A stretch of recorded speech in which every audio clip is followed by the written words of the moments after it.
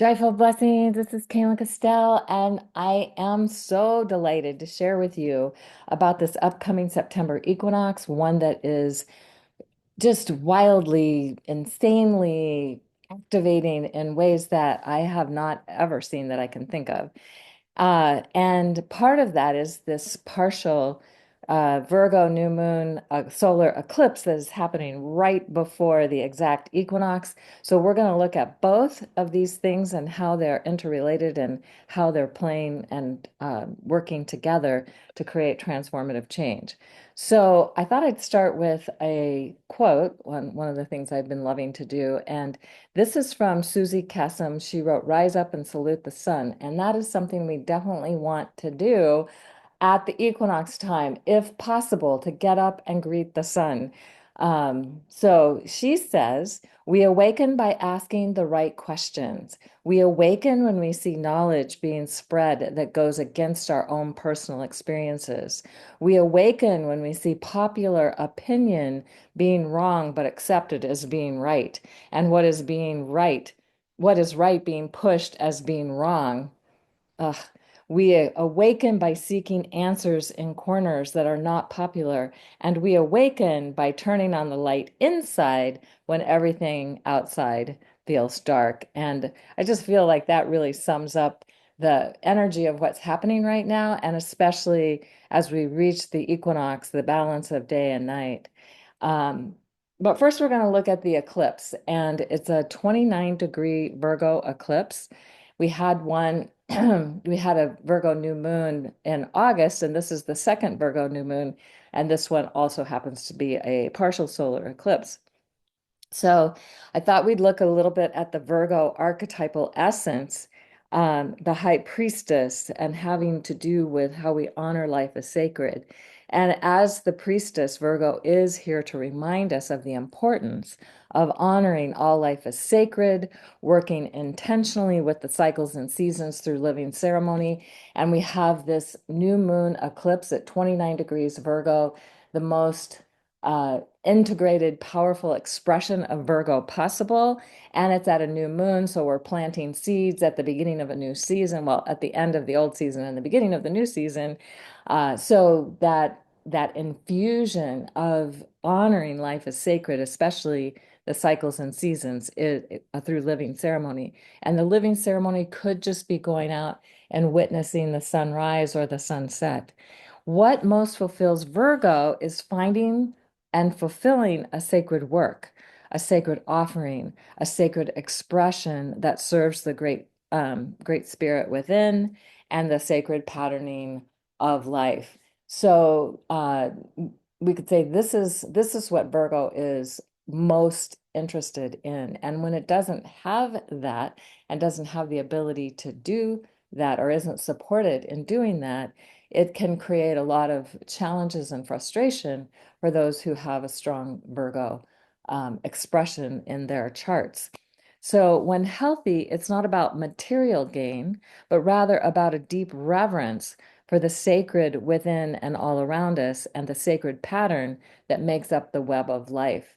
And so, if and so you don't even have to necessarily have planets in Virgo or angles in Virgo on your natal chart to feel a resonance with this. I don't. I often say I'm an honorary Virgo because these are things that are extremely important to me. So you might find yourself relating to them even if you don't feel like you have a connection or you don't see on your chart that you have a connection to the Virgo mysteries. And so recognizing when the pattern is out of balance and working ceremonially to reweave and restore the sacred web of life is something that is really Virgo's main mission. And there's many, many, many ways to do that. And finding the ways that work for you is really what we can ask for. If we don't know what that is, we can ask for that at this new moon. We can plant the seeds that those are the things that'll be growing over the next many months and years. So attending to the body temple through diet, exercise, and spiritual practices that are aligned with the sacred pattern within in ways that also honor the earth is something that is highly recommended at a Virgo new moon. and really anytime there's a strong Virgo influence going on, and anytime, honestly, but that is something that we can definitely connect with at this time. So again, these mysteries are about restoring sacred reverence for the living earth and harmony with all life. It's like weaving the pattern, reweaving the pattern, Spider Woman who weaves the pattern of life. And when something's torn in the web or broken in the web, she reweaves the web to bring it back into balance and back into harmony with all life and sacred expression. So, in essence, she is restoring the sacred pattern and our sacred relationship with the natural cycles and seasons through living ceremony. And when I say living ceremony, what I mean is it doesn't have to be some a way of doing a ceremony or a ritual that says you must open the, do the four directions and or light a candle or create a certain, altar or certain ways of doing the ceremony. But what's alive in the moment? What is living within you in the moment? And again, as I said, you can just go out and watch the sunrise or watch the sunset or find a way that enlivens the intention that you have that you want to plant these seeds at this time. And recognizing the importance of Spider Woman weaving and reweaving the web of creation, creating new living ceremonies that honor and celebrate the evolving pattern of life. This is the opportunity that we have at this powerful eclipse, and because eclipses are also amplifying and energizing whatever it is that's going on at the time. And one of the things that's amazing about this eclipse is it is covering 85% of the sun in places where it's visible, mostly in the southern hemisphere. Australia, you can see here's the totality of the eclipse, and they call it partial eclipse. It's not total, but it's covering more than, it's 85%, only 15% of the sun is going to be left. And so there may be a sense of the light, the day that people get to see it, they'll see that they'll experience that the day gets a little dimmer. It's like clouds covering the sun. And so this is it going to begin around 6:13 a.m. and end around 7:36 a.m. So it's lasting over an hour from the beginning to the end of this eclipse. And again, this is for those in the southern hemisphere, and the times are related to the southern hemisphere. Not what's going to happen because our time of day, it's going to be the sun might not even be up yet for a lot of people in the US and other parts of the world. So that's why we don't necessarily get to see it. And we need to be in the path of where the eclipse is. And you can see this map showing where the eclipse path is. And so not even all the people in the southern hemisphere will get to see this eclipse, even part of this eclipse, but mostly in New Zealand and parts of Antarctica. And again, it's a deep partial eclipse. I think it's interesting we don't have a different word because partial makes you think it's not that much, but this one's a lot. It's going to be a lot. So here again is another image of 85% of the moon covering the sun at this eclipse. And again, eclipses are accelerating and amplifying the energies, and this new moon is at the 29-degree mark of Virgo. So it is intensifying the opportunity to complete what has been and begin something new, preparing to move into new territory, honoring the sacred essence of life, Virgo, and embracing a new way of relating to each other and the earth. And that's because the sun then, within about 22 hours after the eclipse, is moving into Libra.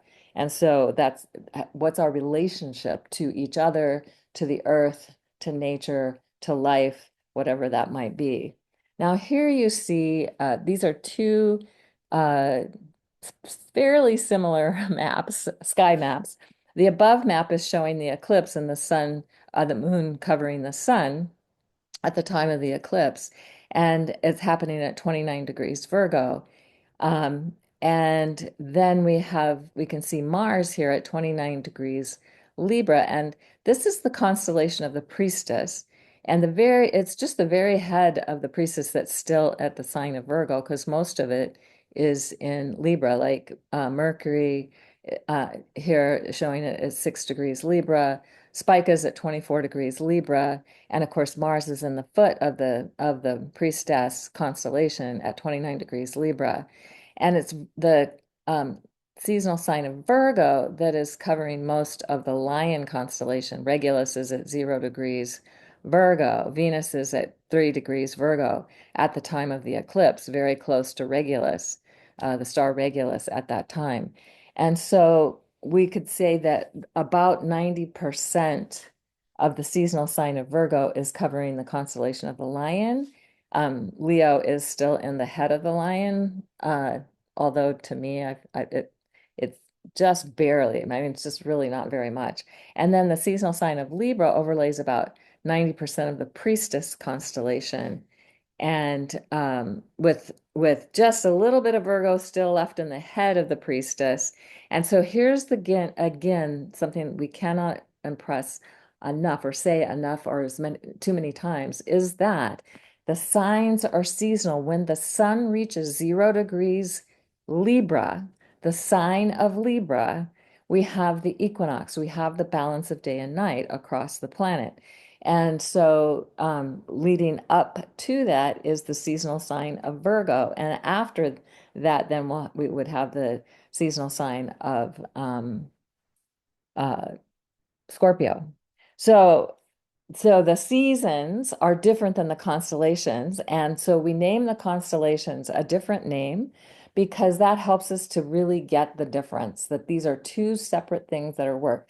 Constellations are the stars and they're the backdrop that the seasons, the signs move through over time, and they move about 1 degree every 72 years. Um, and so Regulus was entered into the sign of Virgo, or Virgo overlaid Regulus is probably a better way to say that, starting in November of 2011. And so it's still at 0 Virgo. It only, again, moving 1 degree every 72 years. So it from 2011, 72 years later, like 2083, I guess, or something like that it would move to 1 degree. So it moves very slowly. And that's the reason people forgot that there was the experience of the seasons and the experience of the um, constellations as two completely different things. So hopefully that's a good reminder. And then the very next day, the sun's moving into 0 degrees Libra, right at the equinox point, and creating that balance of day and night. And literally, this does happen for at least the couple of days before and after the exact equinox. Um, but the equinox sun is moving way faster than at the solstices, because at the solstices, it's like the sun is paused in the same place for quite a long time. And so we have the sun moving into 0 Libra and Mars moving into 0 Scorpio.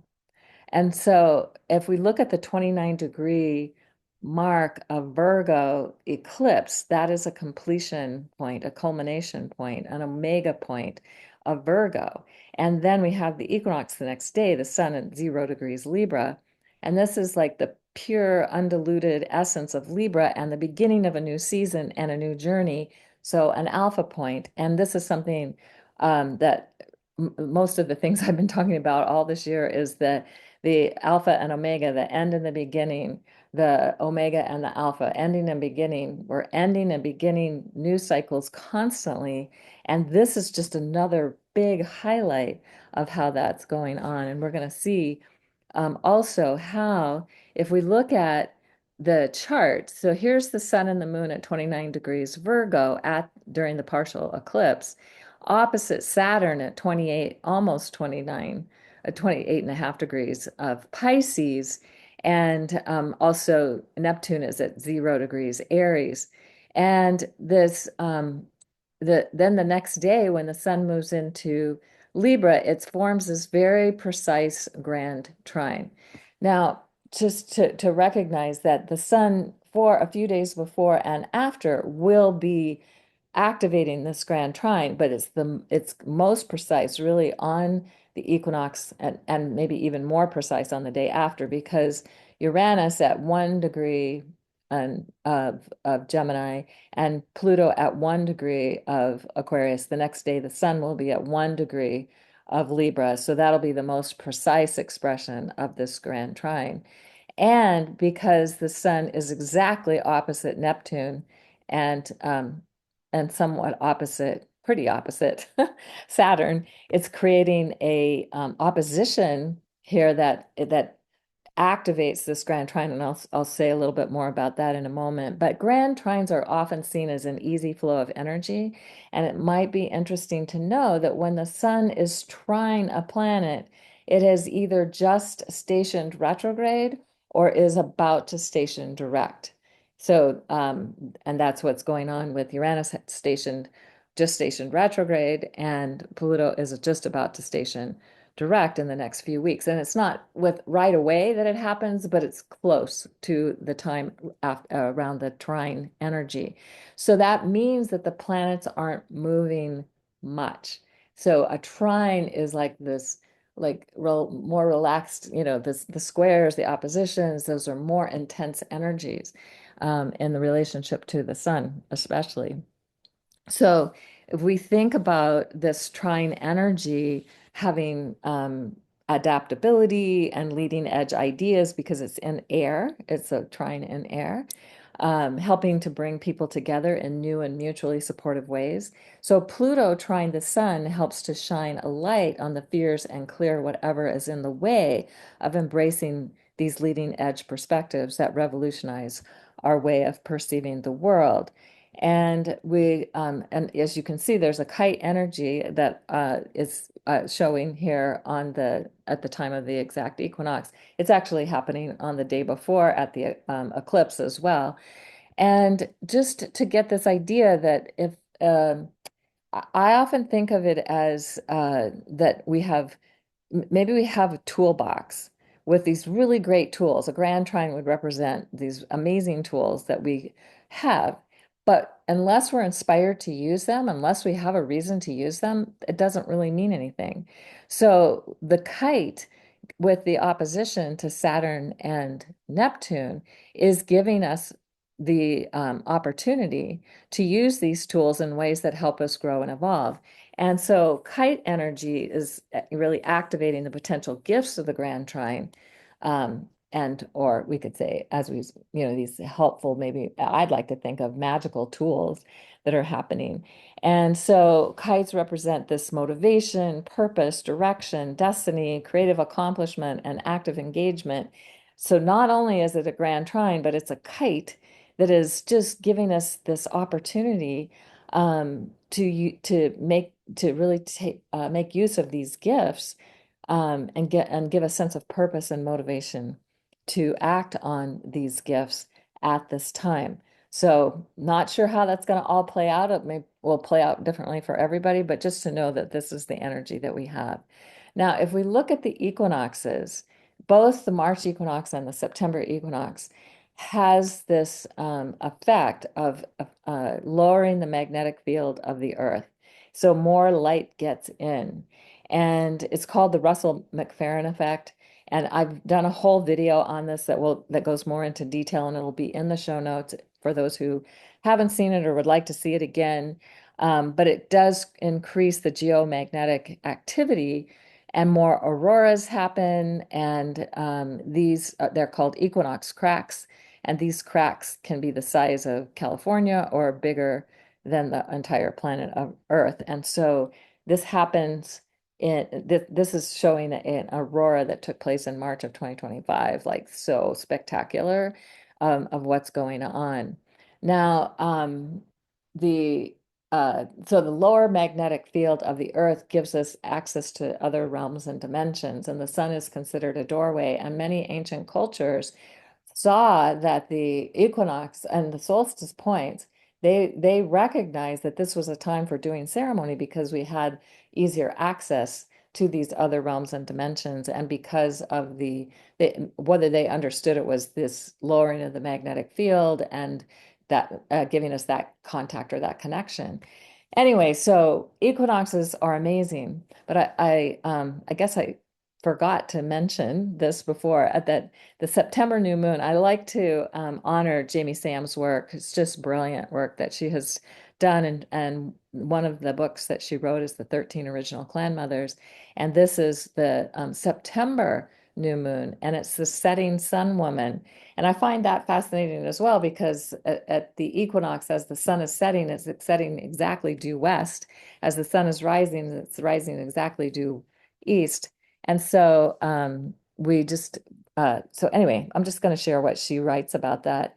Keeper of tomorrow's dreams, mother of star-filled night, show me how to live my truth and bring my dreams to light. Teach me how to use my will, living the truth I find within, discovering all the parts of me where light and shadow blend. Let me sing the future song with concern for what will be, upholding all of nature's laws for creatures, stones, and trees. Mother, I see you in the sunset and I hear you in the rain. You teach me inner knowing through your heart's sweet refrain.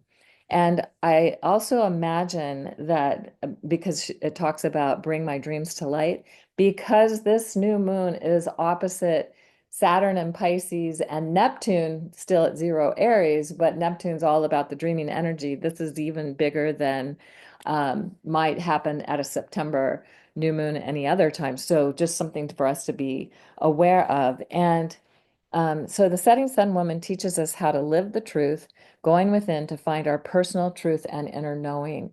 And something I feel is really important for us now is to tune into our own inner truth because everything that's being like promoted and said out there and in the in this crazy world that we're living in doesn't isn't necessarily true. It might be somebody else's truth, but it might not be your truth. So it's like find your truth within and your inner knowing. Guardian of unborn generations is the setting sun woman. She is the starry night and the vast medicine bowl or womb of the feminine principle that holds all potential future possibilities. This is just such amazing energy to tune into for this new moon. Learning and knowing the universe lives inside our spiritual essence. Directions of the West, home of the feminine principle, the earth, the setting sun, and the night sky. Her color is green, representing will. She shows us how to properly use our will to ensure an abundant future, and the will to live, the will to survive, the will to be impeccable in preserving Mother Earth's resources, and the will to dream and have intentions and create a reality that we really want to live in. And I think is also part of it. So we have this tremendous opportunity with this new moon eclipse as we're in the equinox window. The power of the sun, even at 29 degrees of Virgo, is going to be rising pretty much due east and due west. It's pretty exact, as I said, for a couple of days before and after the exact equinox. Something else that's interesting about this eclipse is that the new moon is aligned with a star, um, and it's called Markeb, and it translates as something to ride. I think it's Arabic for something to ride. It is in the constellation of Argo, and you might remember the story of Jason and the Argonauts who went to retrieve the golden fleece, and they were on the ship Argo, and that's why they were called the Argonauts. And this is symbolic of journeying, sailing the journey of life. And so this star is being highly activated by this eclipse. Now, the eclipse equinox portal then is additional information or insights that we could imagine as being shared with us, or that I'm tuning into anyway, and you may want to join me with that, is having the freedom to move, grow, and transform, searching for what's next, and channeling energy that is directive, confident, and purposeful, are ready to sail in a new direction. So, what would that be? And you don't have to know what the new direction is. Just be willing and trust the universe is going to guide you to sail in the exact best direction for you. So now back to the equinox. I think I got these slides in the wrong order. But the equinox is again the sun rising due east and due west, and it creates a solar effect that lasts at least 48 hours. So the day before the exact equinox, the day after the exact equinox, and this again was something that ancient cultures knew, so that's why they did this ceremonies because it was connecting them with a interdimensional doorway that they could tune into. So here's some ancient sites. Angkor, Cambodia, temple site, where the sun at the equinox is on the top of the middle spire of the temple. And the people gather to watch this, to be able to be witness to this. And of course, at the June solstice, it's furthest north. At the December solstice, it's furthest south. And depending on your hemisphere, it's going to be a different season based on that. But this would be in the northern hemisphere where this temple is built. So also just another thing is that you may have sites close to where you are, and or you can just go outside and witness where the sun is rising on the horizon at the equinox. And I also recommend that you do that at the June solstice and the December solstice, and it might be different based on which hemisphere you're in. But this is just showing the horizon line and letting you know that it's like you can know on different aspects of the horizon where the sun is going to be. And I've been doing that, and I just love that I can, it feels like the pendulum swinging up and down the horizon. It's just so cool. Now, here in Tucson, Arizona, we have a petroglyph site. It's called Signal Hill in the Tucson Mountains. And the most stunning of all the petroglyphs there is this spiral. And the spiral literally is matching the horizon. So here's the horizon, here's the rock that's been chiseled to match the horizon. So it's like they were just tuning in and creating the site to be that way. And at the equinox sun, the spiral is half lit. So they know that it's the equinox. That was one of the ways they were tracking that energy. So at Chaco Canyon, they have this spiral below these rocks, and the sun at the different angles is going to light up the spiral and put a dagger of light. At the summer solstice, it goes right through the center. At the equinoxes, it creates a dagger on whether it's the fall equinox or March equinox, it's the same dagger of light at the different sizes. And then I think at the winter solstice, the daggers it creates two daggers of light that frame the spiral. So they were tracking this. It was so important that they would create a site where they could track this. It's just amazing. So you might have something near where you live. It might be a little ways away. It's like I have to drive. I think it's about 30 minutes, 40 minutes or something to get to this site, but it's pretty spectacular. So though that's another thing that you can do to honor the equinox. Now, the other thing about the equinox that's amazing is that both equinoxes are aligned with the galactic poles of the Earth. The solstices are aligned with the galactic crosses, where um, the plane of the solar system crosses the plane of the galaxy. And so we currently have that happening. It lasts for a good 144 years very precisely, but even longer if you think about it being within a degree of either side of that exact point. And so the same with the North Galactic poles. And it just so happens that the sun is aligned with the North Galactic pole that points to a constellation called Coma Berenices. And I've done an article on this constellation because it's pretty cool. So I will put a link to the show notes to that article if you're interested to get the deeper thing. But it is in like a 90-degree angle to the North Galactic pole. And again, we can't say this enough. The sun is a doorway or a window. And so at the September equinox, we have an excellent opportunity to more clearly experience our intergalactic connections and to receive greater understanding of our relationship to time and space. And so here's the sun at 0 degrees Libra. Here's the sun at 0 degrees Libra, in the head of the Virgin priestess, or the Virgin, not meaning no sex, the virgin meaning whole and complete unto herself. That was the original meaning of the word virgin. And then we have the moon at 10 degrees Libra and Mercury at 7 degrees Libra, within, very much within the constellation of the priestess.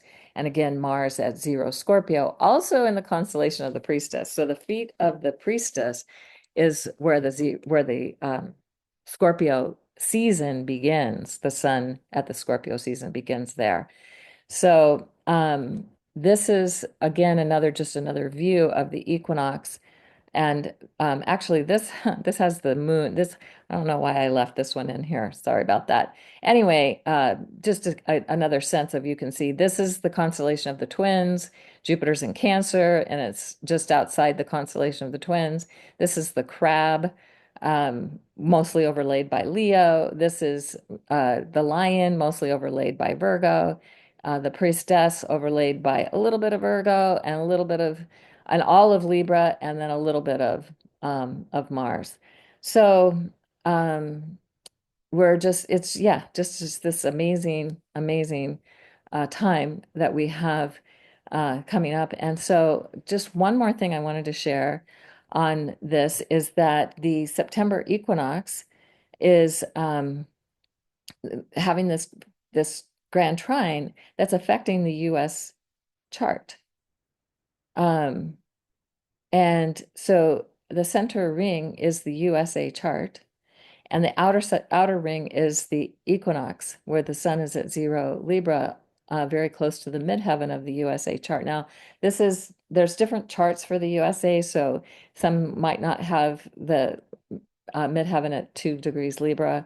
But here's Saturn. It's been crossing or activating the IC of the USA chart. Saturn has been as well, and it's going to be coming back across that next year. But more importantly is Chiron and Eris, and they are going to be very closely conjunct at the equinox. They make their exact conjunction on October 8th, and I will put a link to a video I did on that in this as well, because it is really amazing what's going on with all of this. And I'm not going to take the time to explain that here, but you can go and listen to that video. And it's squaring the USA, Mercury, and Jupiter. Jupiter's also squaring the Chiron Eris. And by the time that the sun gets into opposition on October 18th to Chiron and Eris, Jupiter will be at 24.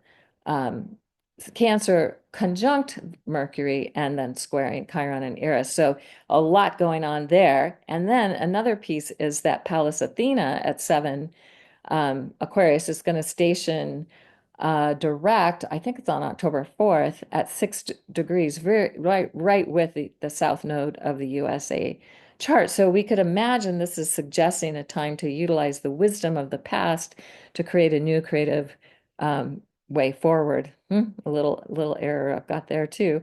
Oh well. Anyway, with Saturn and Neptune opposite the sun and activating the IC and the midheaven of the US chart, how are we dreaming new dreams and finding new forms for those dreams to manifest in the forefront by taking decisive action? And again, Chiron and Eris square Mercury with Jupiter is enhancing how we're healing the wounds of chaos, and also the ways that we have not really honored the intention of why this country was created. And it was not an intention just for the USA, it was an intention for the entire world. But of course, we got sidetracked from that, and it hasn't really happened. And so perhaps this is helping to seed the possibility that is getting ready to happen. And then, of course, with the Pluto and Uranus trine the sun at this time, and we think about Pluto and Uranus, they can definitely be about disruption and disorder and chaos, as well as Eris and being about chaos as well. So, what needs to be cleared so that we can have these ways of being in the world that are um, uh, how do I want to say this? Um, fulfilling an original intent and coming back to the wholeness of what was intended uh, way back when some certain things were created. And also, how are we co-creating our reality through our thoughts and words and actions, and doing it in a way that's kind and helpful and supportive. So just a couple of other things that are going to be happening soon after the eclipse and the equinox is that the moon is going to catch up to Mars at 1 degree Scorpio on September 24th, and then we'll be past Mars on September 25th. So if you get a chance to see this looking west in the evening, it's very low on the horizon, but it'd be very cool to see. And look at this, the moon at Moon and Mars at 1 degree and 27 minutes of Scorpio, Pluto at 1 degree and 27 minutes of Aquarius. How exact can you make this? Like, that is so precise. And it is marking, so Pluto square, it's like, this is how do we deal with our shadow? How do we transmute and transform the shadow? That's what Pluto always wants to help us do, is first expose the shadow and then help us, if we're willing to engage the alchemical process, transmute and transform that shadow. And so this is a test for the sacred masculine. And something that I've been really, this is the eighth time the moon and Mars have met since Mars started its new cycle back in February of 2025 of this year. And so at the eighth, and if we look at the labors of Hercules, it could be like these are the tests, and just to kind of give us a sense of how we might tune into this. And so Hercules was sent to the northern land of Thrace to steal the four mares of King Diomedes. And these were mares that were feeding on the flesh of unfortunate strangers. Kind of creepy to think about, but anyway, and I'm a horse girl. I grew up with horses, so I never would have imagined that you could even have that image. It's just such a weird image. But anyway, Hercules uses Diomedes himself to defeat the after defeating the king and his men, and then feeds Diomedes to the man-eating horses. It's kind of creepy too. And with their master's flesh as food, the horses become docile, and then they could be easily brought back to King Eurystheus as fulfilling the labor requirement, and or the test, fulfilling the, accomplishing the intent of the test that's happening. But also, what was interesting is that Hercules was accompanied by his friend Abaderas, and when Hercules gets back to the ship, the mares have eaten Abaderas, so he then creates a city called Abadera in honor of him. So as I tuned into this, I was thinking, what is this really indicating? And we could say that it is speaking to taming the unconscious impulses and learning how to feed that part with understanding and compassion so that the wild passions and destructive impulses are directed toward constructive purposes. So I'd like to think that that's what this test is all about, that's happening coming up soon after. And then these are just some more things that are happening. On October 8th, Chiron and Eris are going to meet for the second time at 25 degrees Aries. I already talked about that. And so I'm not going to go through all of these, but if you want to pause this and check into what's going on. But here's the other thing that's fascinating to note, and that is on September 18th, Mercury's entering Libra. So on the 17th, it's going to be opposite Saturn. And then on the 18th, it's going to enter Libra and be opposite Neptune. And it forms that grand trine and kite energy first time on the 18th. Then the 22nd, 21st and 22nd is happening again with the sun, and 23rd with the sun. And then on October 14th, Venus comes in to activate that kite energy, to activate that grand trine kite energy as well. So, plus on October 6th, we're going to have our first super full moon or perigee full moon, meaning the biggest one of the biggest full moons of the year in Aries as well. And so the yeah, just quickly, September 19th, it's going to be Venus and Moon conjunct at 29:59 Leo. Like you cannot have it be more fully Leo than 29:59 of 29:59 Leo. And then Venus will enter Virgo. And this is all happening with the star Regulus. And then Venus will be with the moon again on October 19th, a month later, at the root chakra gate. So we have the sacral chakra gate and the root chakra gate also in showing up in this time. So I'm going to complete this now with well, I guess I'm not kind of okay. Ceremonial practices. So you could create an intentional earth altar, and I think with a Virgo new moon, Eclipse is a perfect time to create that. These are two that I've created uh, in my backyard. One was in the backyard I lived in a few years ago, and this one was in a townhouse where we lived for many years, and now this one's in our backyard here. And it's like I used this is rose quartz and aquamarine and then crystals, a lot of crystals. This one has crystals, but it has the aquamarine at the center. So I did it a little bit differently. And so you can do it any way that really works for you, and you don't have to use crystals. You can just use stones. But it's like one of the greatest things you can do is it's like, how do we express gratitude and appreciation for the earth? And maybe it's just as simple as putting your hands on the earth or your feet on the earth and your hands or feet on the earth or lying on the earth. It could just be that, or offering flowers, or, creating a rock cairn or something, dancing, walking barefoot, lying, sitting on the earth. Many of you probably already know all these things. But one thing that you would want to do after you complete your ceremony, if you're creating an earth altar or whatever it might be, is ask for signs that your ceremony and magic is already manifesting, and then journal your experience for deeper insights. And I will tell you, I have gotten the most amazing signs. When I ask for signs, the signs come up. And in fact, this altar, earth altar, I was asking for protection. I was going to be gone for a few months. This was probably about 10 years. Must have, maybe it was for longer ago than that. It was probably about 15 years ago. And as I was um, with the altar and asking for it, this beetle started flying figure eights over my head. I was like, okay, great.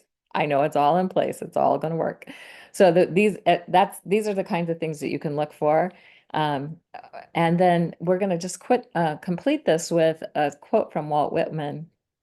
And he said, to me, every hour of the day and night is an unspeakably perfect miracle. And if we can approach this time as an unspeakably perfect miracle, and the hour of day and night will be precisely equal at the equinox. So how perfect is that?